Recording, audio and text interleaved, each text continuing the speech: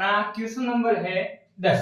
देखिए, बताइए कि ऐसे आकृति समलंब है, इसकी कौन सी दो भुजाएं समांतर है। तो अपने को पूछा गया है इसकी कौन सी दो भुजाएं क्या है, समांतर है। तो देखिए, एक समलंब अपने को आकृति दे रखी। अब समलंब कौन सा हो सकता है, उसके लिए अपने पास शर्त है कि भाई अगर दो भुजाएं हैं वो समांतर है और उनको कोई एक तीर काटता है तो उसके एक तरफ बनने वाले कोण, इनका योग कितना होना चाहिए, 180 डिग्री होना चाहिए। तो वो क्या हो जाएगी, समलंब हो जाएगी। अर्थात दो भुजाएं समांतर होनी चाहिए, एक चतुर्भुज की दो भुजाएं समांतर होनी चाहिए और समांतर भुजाओं के मध्य जो कोण है उनका योग कितना होना चाहिए, 180 डिग्री। तो इसको अपन समलंब बताने के लिए इन दोनों कोणों का योग करते हैं। अगर 180 डिग्री आता है तो इन दोनों भुजाओं को अपन समांतर बता देंगे और ये समांतर होने से, दो भुजाएं समांतर होने से ये क्या हो जाएगी, समलंब आकृति हो जाएगी। तो देखिए, यहां से अपन बोलते हैं angle L plus angle M, इन दोनों का योग अगर 180 आता है वो क्या है, तो असमकोण है। तो देखिए, कोण एल की वैल्यू अपन ज्ञात करते हैं तो वो 80 डिग्री है, प्लस कोण एम 100 डिग्री है। इन दोनों का मान कितना हो रहा है, 180 डिग्री हो रहा है। 180 डिग्री है तो ये दोनों भुजाएं क्या होंगी, समांतर होगी। के एल भुजा जो है वो समांतर है एन एम की। तो अपन यहां से लिख देंगे के एल वे एन एम भुजा समांतर है। और अपन ये भी बता देंगे यदि किसी चतुर्भुज की दो भुजाएं समांतर, दो भुजाएं समांतर तथा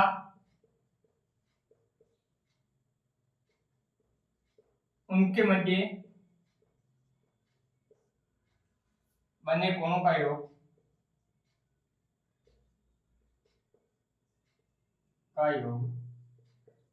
180 डिग्री हो तो वह आकृति समलंब चतुर्भुज होती है।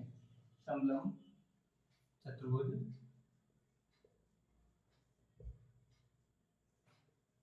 होती है। तो इस प्रकार अपना क्वेश्चन नंबर जो 10 है वो समाप्त होता है। क्वेश्चन नंबर है अपना 11। निम्न आकृति एम कोण से ज्ञात कीजिए। निम्न आकृति में अपने को कोण ज्ञात करना है सी, यदि ए बी समांतर है डीसी के। तो अपन ने पहले भी पढ़ा है कि अगर दो भुजाएं समांतर है तो उनको एक कोई तीर काटे तो उनके मध्य जो बनने वाला कोण होता है वो कितने डिग्री का होता है, 180 डिग्री का होता है। तो अपने को दो भुजाएं दे रखी है, ए बी समांतर किसके दे रखी है, अपने को डीसी की। तो ये देखिए, ये रही ए बी भुजा और ये रही डीसी, इनके मध्य एक तीर रेखा है, इस पे बने अंतःकोणों का योग कितना होगा, 180 डिग्री। तो यहां से अपने को कौन सी ज्ञात करना है। तो देखिए, अपन लिखेंगे यहां से एंगल बी प्लस एम कोण सी, इसको अपने को ज्ञात करना है। और इन दोनों का योग कितना होता है, 180 डिग्री, क्योंकि अपने को दे रखा है कि दो समांतर भुजाओं के मध्य जो एंगल बनता है, तीर के द्वारा जो बनाया गया एंगल होता है वो 180 डिग्री का होता है। तो देखिए, एंगल बी की वैल्यू अपने पास 120 और एंगल सी अपने को ज्ञात करना है और 180 इन दोनों का सम दे रखा है। तो एम कोण सी तो ज्ञात करना है, 180 डिग्री अपनी जगह, 120 प्लस के उधर जाएंगे तो माइनस के 120। तो एम कोण सी का मान कितना आ गया अपने पास, 60। तो इस प्रकार अपना क्वेश्चन नंबर जो 11 है वो समाप्त होता है। क्वेश्चन नंबर है अपना 12। दे रखा है निम्न आकृति में एंगल P तथा एंगल S का माप ज्ञात कीजिए। तो ये जो आकृति दे रखी है इसमें एंगल P और S का माप ज्ञात करना है। अपने को दिया है यदि SP समांतर है RQ पे, तो SP है जो समांतर किसके है, RQ पे। तो जो अपने को दे रखा है उसी के अनुसार अपने को इसको सॉल्व करना है। तो देखिए, अपने को पहले दिया है SP समांतर किसके है, RQ की। तो अपने को पता है कि अगर दो भुजाएं समांतर है तो इनको कोई एक तीर काटे तो उनके मध्य जो बनने वाला कोण होता है वो क्या होता है, 180 डिग्री होता है। उन दोनों के मध्य बनने वाले अंत्यकोण का योग। तो अपने को यहाँ से एंगल P ज्ञात करना है। तो देखिए ये SP है, ये समांतर है R क्यूब है, तो एंगल P ज्ञात करने के लिए अपन लिख देंगे angle P plus angle Q, इनका योग कितना है 180 डिग्री। और अपन लिख देंगे दो समांतर भुजाओं के मध्य, दो समांतर भुजाओं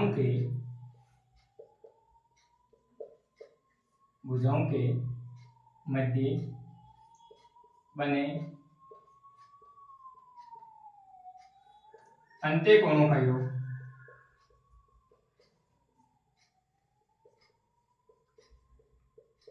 180 डिग्री होता है। 180 डिग्री होता है। तो देखिए यहां से एंगल P तो अपने को ज्ञात करना है, Q का मान अपने को दिया है 130 डिग्री और बराबर कितना है 180। तो एंगल P ज्ञात करेंगे तो देखिए 180 अपनी जगह, ये 130 प्लस के उधर जाएंगे तो माइनस के 130, तो एंगल P का मान कितना आ गया अपने पास 50 डिग्री। तो अपन ने एंगल P का मान ज्ञात कर दिया। अब ऐसे ही अपने को इसने पूछा है एंगल S का मान ज्ञात करना है, तो इस एंगल S का मान ज्ञात करना है, तो ये दो समांतर भुजाएं उनको एक तीर काट रहा है, उनके मध्य बने कोणों का योग कितना होगा 180 होगा। तो अपन यहां से वापस लिखेंगे SP समांतर है R क्यूब है, तो अपन लिखेंगे angle S plus angle R बराबर कितना होगा 180। और ये सेम टू सेम बात यहाँ काम आएगी। तो एंगल S का मान ज्ञात करना है अपने को, प्लस एंगल R का मान अपने को दिया 90 डिग्री बराबर कितना 180। तो यहाँ से अगर अपन S का मान ज्ञात करने के लिए चलेंगे तो ये 90 प्लस का ही जाएगा, क्या हो जाएगा माइनस का, तो 180 माइनस 90 कितना हो जाएगा अपने पास, एंगल S का मान आ जाएगा 90 डिग्री। ये तो अपन ने कर लिया। अब क्वेश्चन में आगे क्या बोल रहा है, अब देखिए क्वेश्चन में आगे अपने को पूछा और यदि आप M कोण S ज्ञात करते हैं, अर्थात अपन S का मान ज्ञात करते हैं, तो क्या MP को ज्ञात करने के लिए एक से अधिक विधि है, इससे अलग विधि कोई है क्या, तो अपन बता सकते हैं। देखिए अगर अपन S का मान ज्ञात कर लेते हैं तो ये एक समलंब चतुर्भुज है कि नहीं, और चतुर्भुज में अपन ने पढ़ा कि चतुर्भुज के चारों कोणों का योग कितना होता है 360 डिग्री। तो अगर तीन कोण अपने पास हैं तो चौथा कोण अपन ज्ञात कर सकते हैं इससे। तो देखिए अपन यहां से लिखते हैं एंगल S, उसका मान अपन ने ज्ञात किया है 90 डिग्री। एंगल R है, उसका मान भी अपने पास है 90 डिग्री, और एंगल जो Q है उसका मान है अपने पास 130 डिग्री, और अपने को एंगल M का मान ज्ञात करना है। तो देखिए यहां से लिखेंगे angle S plus angle R plus angle Q plus angle M, और इन सब का योग कितना होगा 360, क्योंकि चतुर्भुज के चारों कोणों का योग कितना होगा 360। तो यहां से रखते हैं 90 प्लस 90 प्लस 130 प्लस में कोण M बराबर 360। तो देखिए 90 और 90 कितने हो गए 180, 180 और 130, तो ये हो गया अपने पास 310 प्लस में एंगल M बराबर 360। यहां से एंगल M का मान ज्ञात करेंगे तो देखिए 360 अपनी जगह, ये 310 प्लस के इधर जाएंगे तो माइनस के 310, तो एंगल M का मान आ जाएगा अपने पास 50 डिग्री। तो इस प्रकार अपना क्वेश्चन नंबर जो 12 है वो सरल हो जाता है।